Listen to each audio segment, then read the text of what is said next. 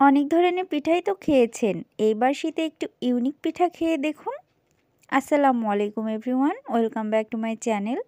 আজ আমি মাত্র 1 কাপ আটা দিয়ে বাতাসা পিঠা বা পয়সা পিঠা তৈরি করে দেখাবো। পিঠাটা খেতে তো অসম্ভব মজার, তৈরি করতেও খুব একটা ঝামেলা নেই। মাত্র 3টি উপকরণে ও অল্প সময়ে তৈরি করে নেওয়া যায়। তাহলে চলুন কথা না বাড়িয়ে চলে যাচ্ছি মূল রেসিপিতে। পিঠা তৈরি করার জন্য এখানে 1 কাপ আমি চালের গুঁড়ো নিয়েছি। আমি ভেজা চালের গুঁড়ো নিয়েছি, আপনারা শুকনা চালের গুঁড়োটাও নিতে পারেন। দিয়ে দিয়েছি হাফ চামচ লবণ। আর এখানে দিয়ে দিব 1 কাপ ফুটন্ত গরম পানি। ঠান্ডা বা সুষুম চলবে না, একদম ফুটন্ত গরম পানি দিয়েছি। আর এখন একটি লিকুইড ব্যাটার তৈরি করে নেব। হুইস্কের সাহায্যে খুব ভালোভাবে নেড়েচেড়ে মিশিয়ে নিয়েছি। আর ব্যাটারের ঘনত্বটা আমি আপনাদেরকে দেখিয়ে দিচ্ছি, ঠিক এরকম হবে। উপর থেকে ফেললে কিছুক্ষণ পরে মিশে যাচ্ছে। এবার পিঠাগুলো তৈরি করে নেওয়ার পালা। এই পিঠাগুলো আমি একটি ফ্রাই প্যানে তৈরি করে নিব। আপনারা চাইলে যে কোনো প্যানে তৈরি করে নিতে পারেন। প্রথমে আমি সামান্য তেল ব্রাশ করে নিচ্ছি, খুব বেশি না, খুবই অল্প পরিমাণে তেল ব্রাশ করে নিয়েছি। এর মধ্যে এখন আমি ছোট একটি চামচের সাহায্যে পিঠার ব্যাটারগুলো দিয়ে দিচ্ছি। আপনারা চাইলে একটু ছোট বা আর একটু বড় তৈরি করতে পারেন, তবে আমার এই সাইজটাই ভালো লেগেছে। আর যেহেতু পিঠাটা বাতাসা বা পয়সা পিঠা, তো এই সাইজটাই ঠিক হবে। একদম দেখতে বাতাসা মিষ্টির মতো, তাই না? তো পিঠাগুলোকে আমি 1 মিনিটের মতো ঢেকে দিব। আর দেখুন, ঢেকে দেওয়ার পরে কিন্তু পিঠাগুলো কুক হয়ে গেছে আর ইজিভাবে উঠে আসছে। এভাবে করেই আমি সবগুলো পিঠা তৈরি করে নিব। এ যেন এক ছোট চিতই পিঠার স্বাদও কিন্তু অসাধারণ। তো এই শীতে অবশ্যই একবার হলেও এই পিঠাটা তৈরি করে খেয়ে দেখবেন, তা না হলে কিন্তু মিস করে ফেলবেন।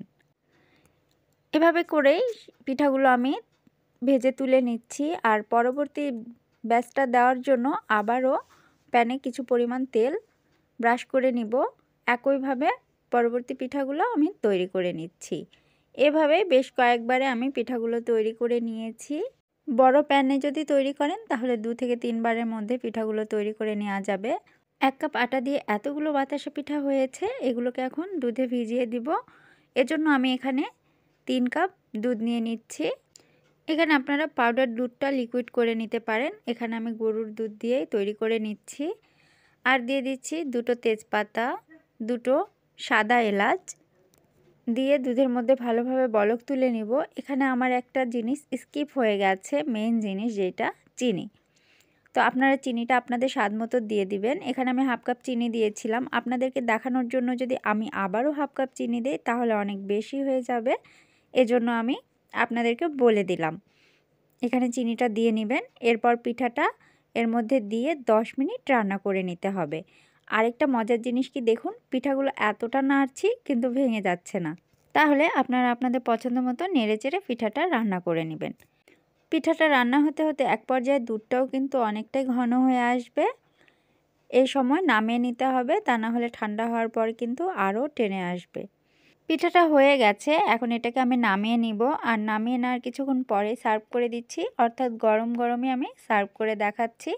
পিঠাটা কিন্তু গরম অবস্থাতেও খেতে বেশ মজা। আপনারা চাইলে গরম কিংবা ঠান্ডা যে অবস্থায় যে পছন্দ করেন সেভাবেই খেয়ে নিতে পারেন। আমার কাছে গরমটাই অনেক মজা লেগেছিল। প্রিয় দর্শক, আমার আজকের এই ভিডিও আপনাদের কাছে ভালো লেগে থাকলে চ্যানেলটি সাবস্ক্রাইব করে দিয়ে পাশে থাকা বেল আইকনটিতে ক্লিক করে রাখবেন, তাহলে নিত্য নতুন ভিডিও সবার আগে পেয়ে যাবেন। আজ আর কথা বাড়াচ্ছি না, খুব শীঘ্রই নতুন আরেকটি ভিডিও নিয়ে আবারও হাজির হয়ে যাব। সে পর্যন্ত সবাই ভালো থাকবেন, সুস্থ থাকবেন।